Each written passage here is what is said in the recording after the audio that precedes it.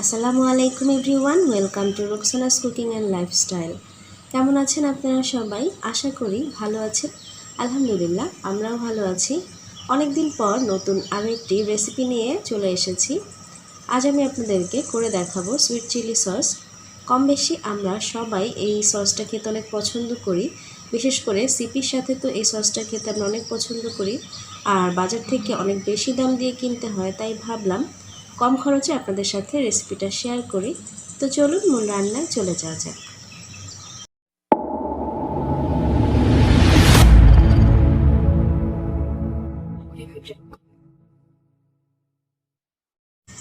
শুরুতে আমি সসটি বানাতে যা যা লাগবে দেখিয়ে দিচ্ছি। এখানে আমি নিয়েছি কিছু পাকা মরিচ। কাঁচামরিচটা যখন পেকে যায়, লাল হয়ে যায়, ঠিক তখন নিয়েছি। আর এখানে নিয়েছি রসুনগুলোকে আমি খোসা ছাড়িয়ে নেব।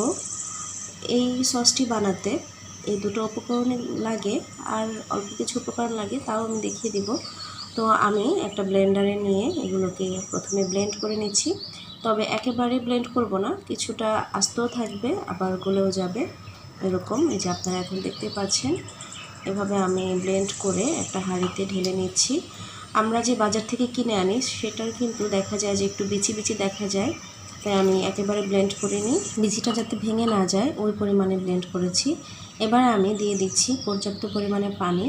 পানিটা আপনারা বুঝে দিবেন, কারণ যে যত বেশি সস বানাবেন বা ঝালের পরিমাণটা বুঝে দিবেন। যেহেতু এটা সুইট চিলি সস, তো ঝালও থাকবে এবং সুইটনেসটাও থাকবে, এর জন্য ওভাবে আপনারা বুঝে দিবেন। আমি যেহেতু অনেকগুলো মরিচ দিয়েছি, তাই আমি পানির পরিমাণটা একটু বেশি দিচ্ছি, এবং সেই সাথে আমি রসুনটাও কিন্তু অনেক দিয়েছি। আপনারা যদি অল্প পরিমাণে বানান তাহলে দেখা যায় যে 2টা বা 3টা মরিচ দিয়ে তার সাথে 2টা বা 3টা রসুন দিয়ে তারপর আপনারা ব্লেন্ড করে বানাতে পারেন। তো আমি এখানে প্রায় 1 থেকে 1.5 কেজি পরিমাণে বানাচ্ছি। এবারে আমি দিয়ে দিচ্ছি চিনিটা আমি এখানে 2 কাপ দিয়েছি। তো এরপর দিয়ে দিলাম স্বাদ মতো লবণ, সামান্য একটু লবণ দিয়েছি, মানে মিষ্টিটাকে অ্যাডজাস্ট করার জন্য। চুলার আঁচটাকে মিডিয়ামে রেখে এভাবে কিছুক্ষণ পরপর নেড়ে দিতে হবে, আর বলক আসা পর্যন্ত ওয়েট করতে হবে।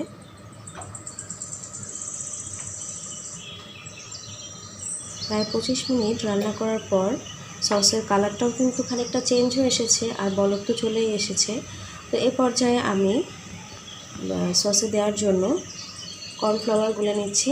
কর্নফ্লাওয়ারটা সামান্য পানি দিয়ে একটু গুলিয়ে নিচ্ছি, যেহেতু আমার সসটা অনেক বেশি, তাই এখানে কর্নফ্লাওয়ার আমি প্রায় 1.5 কাপেরও কিছু বেশি দিয়েছি। আপনাদের সসের পরিমাণ বুঝে আপনারা অ্যাডজাস্ট করে কর্নফ্লাওয়ারটা দিবেন। পুরোটা কর্নফ্লাওয়ার কিন্তু একেবারে দিতে যাবেন না, কারণ তাহলে দেখা যাবে অনেক বেশি ঘন হয়ে গেলে থকথকে হয়ে যাবে, তখন কিন্তু আর সস হবে না বা সসের মতো ভালোও লাগবে না। তো আপনারা বুঝে শুনে দিবেন। প্রথমে সামান্য দিয়ে অল্প অল্প করে দিয়ে নেড়ে চেড়ে দেখে তারপরে দিবেন। আমি আস্তে আস্তে দিয়েছি, আমার 1.5 কাপ পুরোপুরি লাগেনি। তো দিয়ে আমি যতটুকু ঘনত্ব চাই ততটুকু ঘনত্ব হয়ে গিয়েছে, কালারটাও চেঞ্জ হয়ে এসেছে।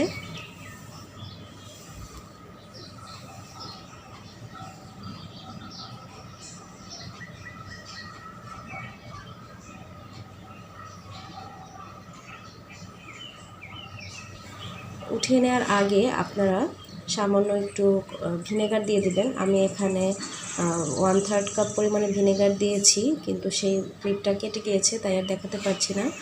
ভিনেগারটা অনেকেই প্রথমেই দিয়ে থাকে, তবে আমার কাছে প্রথমে ভিনেগারটা দিলে ওই ফ্লেভারটা একটু কেমন যেন লাগে, তাই আমি শেষের দিকেই দেই। আপনারা চাইলে প্রথমেও দিয়ে নিতে পারেন, কারণ আমার কাছে শেষে দিলেই ফ্লেভারটা অনেক বেশি ভালো লাগে।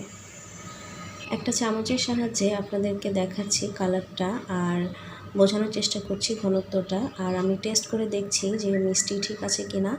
আর এটা কিন্তু আপনারা খেয়ে দেখে বুঝবেন, আপনাদের পছন্দ অনুযায়ী আপনারা মিষ্টি বা ঝালটাকে রাখবেন। তো আমার কাছে মনে হয়েছে সব কিছুই পারফেক্ট হয়ে গিয়েছে।